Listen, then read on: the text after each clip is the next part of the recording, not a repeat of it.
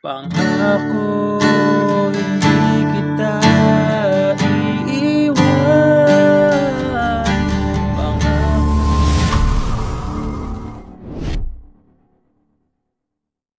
Hello mga ka-idol. So ngayon meron na naman akong ituturo sa inyong magandang kanta. So yung title pala nito ay yung Pangako Hindi Kita Iiwan by Regine Velasquez. So napakaganda nito mga ka-idol at halos easy chords lang naman siya.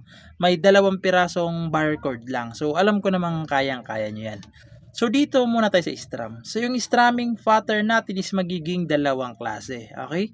Magiging 2 klase. So yung unang strum natin is ganito. Yung una, down, down, up, up, down, down, down, up.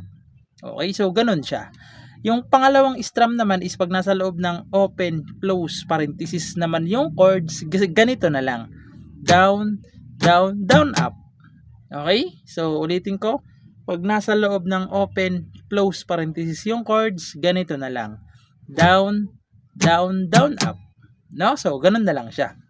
So, ngayon, proceed na tayo dito sa kanyang whole verse. So, yung whole verse niya rito mga ka-idol, no, kung makikita nyo dyan is nasa loob na ng open, close, parenthesis yung ibang chord. So, yung chords dyan sa whole verse is D.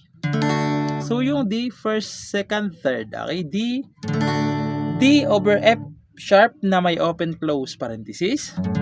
So yung D over F sharp, ipitin nyo lang to dito, second string sa 3rd fret. Ayan. Sa 2nd fret naman is 3rd string, tapos 6th string. Okay, ayan. D over F sharp na may open, G na may open. So yung G first, second, 5th, tsaka 6. Okay, G na may open close parenthesis. E minor may open din. So yung E minor, 5th, tsaka 4th lang. E minor, A. So yung A, first, second, third, fourth na string lang. Okay? A na merong open din. Tapos D na merong open. A na merong open. Okay? Pagkatapos nyan, babalik ulit kayo. So hiniwalay ko yung chords na yan kasi sa dulo nagkaiba sila. Okay? So D7 yung sa baba, A naman yung una. Okay, no?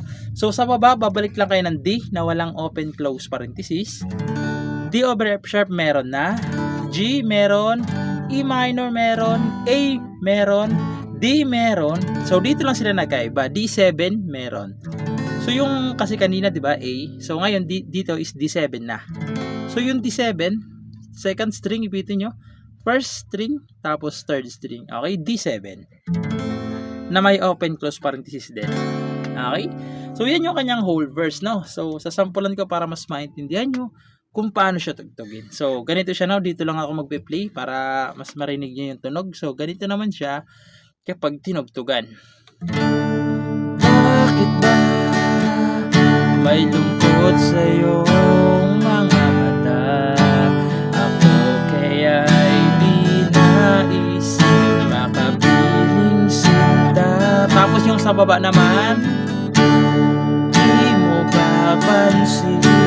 Ako sa'yo'y may pagtingin. Sana ang tinig ko'y iyong dinggin. Tapos pre-chorus. Ako ngayon'y hindi mapalagay. So, papasok na yung pre-chorus, no? So, ngayon proceed na tayo sa kanyang pre-chorus. So yung pre-chorus niya dyan mga ka-idol, no? So binukod ko rin yan kasi nagkaiba na. Naging 2 kasi yung marami kasing chords yung pre-chorus. So yung chords dyan is nasa loob ng open close parenthesis na G, A, F sharp minor. So ito yung bar chord na sinasabi ko kanina. So yung F sharp minor, 2nd fret nakabar. Sa 4th fret, 5th tsaka 4th string lang na may open. B minor may open din. So yung B minor, 2nd fret pa din yan.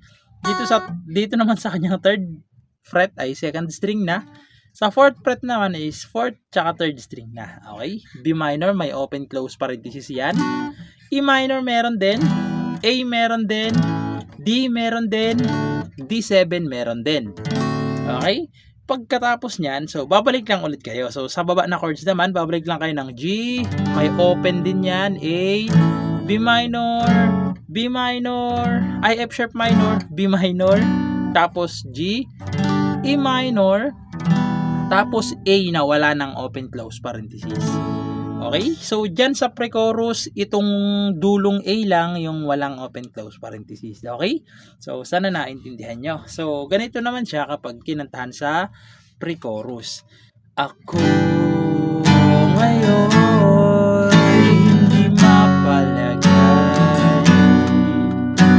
pagkat ang puso ko'y nalulumbay. Ito sa baba na chord. Sana ay pagkaingatan mo ito at tanda pangako, tapos chorus, pangako. So, papasok na yung chorus. So, ngayon, proceed na tayo sa kanyang chorus. So, yung chorus dyan mga ka-idol, no? So, D na may open close parenthesis, D over F sharp na may open close parenthesis, G na may G hinawala ng open. Okay? So, yung tatlong chords na yan, 3 times nyo munang gagawin. Okay? Pag nagawa nyo sila ng 3 times, pupunta kayo ng E minor na may open close parenthesis, B minor may open close parenthesis, tapos isang A na wala ng open. Okay? So, ganun yung chords niya. So, sasampulan ko para mas maintindihan nyo yung chords ng chorus. So, ganito naman siya. Pangako di kita iiwan. 3 times muna yan, yung tatlo. Pangako di ko pababayaan. Pangatlo na to, pangatlo. Pangako hindi ka na mag-iisa. Pangakong magmula ngayon tayong dalawa. Tapos, doon sa ang magkasama, papasok agad yung instrumental. Okay? Papasok yung instrumental doon sa part na yon. Doon sa ang magkasama, instrumental agad. Okay? So, yung instrumental naman dyan is D, F sharp minor, B minor, A. So, lahat ng chords ng instrumental is nasa loob ng open close parenthesis. 2 times nyo siyang gagawin. Okay? So, sasampulan ko para mas maintindihan nyo rin. So, doon yan sa dulong lyrics ng chorus na ang magkasama. Ayan na. Papasok dyan na yung instrumental. Tapos isa pa.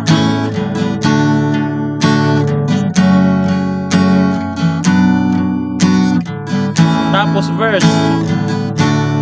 Papasok ulit yung verse. Okay? So, yun lang. Sana naintindihan nyo itong tutorial natin at nagustuhan nyo at good luck sa bago yung matututunan.